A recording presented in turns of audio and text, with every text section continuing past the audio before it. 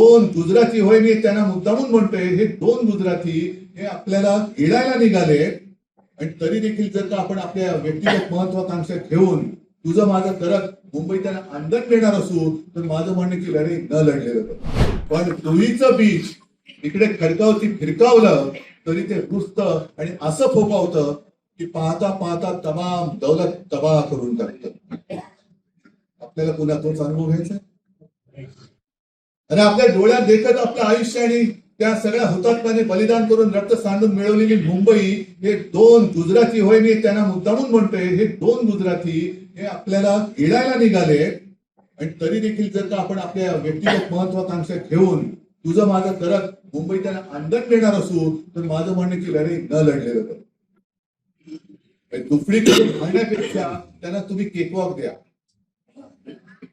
आणि मला तुमच्यापैकी एक सुद्धा माणूस फुटता कामा नये.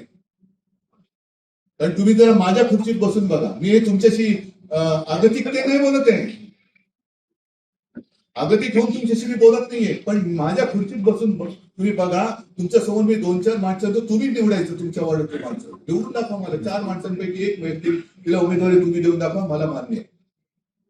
आणि मला 227 लोकांची निवड करायची. मला नाशिक आहे, पुणे आहे, ठाणे आहे. आणि वाईटपणा मी घेतोच ना. मी प्रत्येकाला सांगतो, सगळ्या प्रमुखांना सांगतो की तुम्ही वाईटपणा नका घेऊ, मी घेतो वाईटपणा.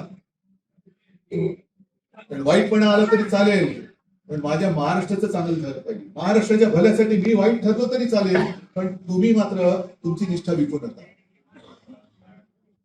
आज तो क्षण आलेला आहे. आजपर्यंत आजपर्यंत आपला भारतीय जनता पक्षाने तर दुरुपयोग करून घेतला.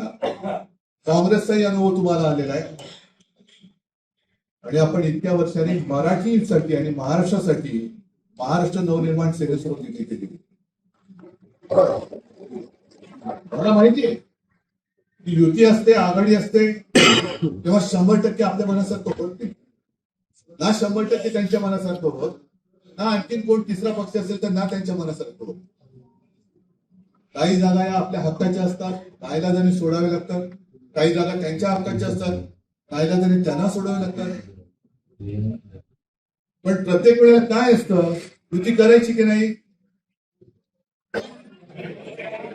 बरोबर आहे, पण माझ्यावर न देता करायची. काय शक्य? एक अडचण ही युतीमधली मोठी अडचण असते की युती असताना आपले काही हक्काचे वाटण्यावर त्यांची काही ताकदच नाहीये. अरे हो, त्यांनाही तसंच वाटतं, आपल्याला असंच वाटतं, युती कशाला करतात. आम्ही दोघं एकत्र यायचं काय ठरवलं, त्याला सुद्धा एक नाही म्हणजे भावनात्मक किंवा परंपरागत अगदी घराणेशाही म्हणा पाहिजे.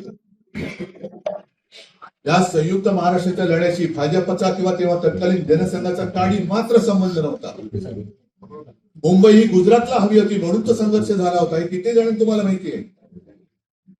मोरारजी देसाई नावाचा नरराक्षक तेव्हा इथे मुख्यमंत्री होता आणि द्विभाषिक हे पेटलं आचार्य आपले. आणि त्याच्यामध्ये जे 5 पहिले नेते होते त्याच्यात माझे आजोबा प्रबोधनकार ठाकरे होते.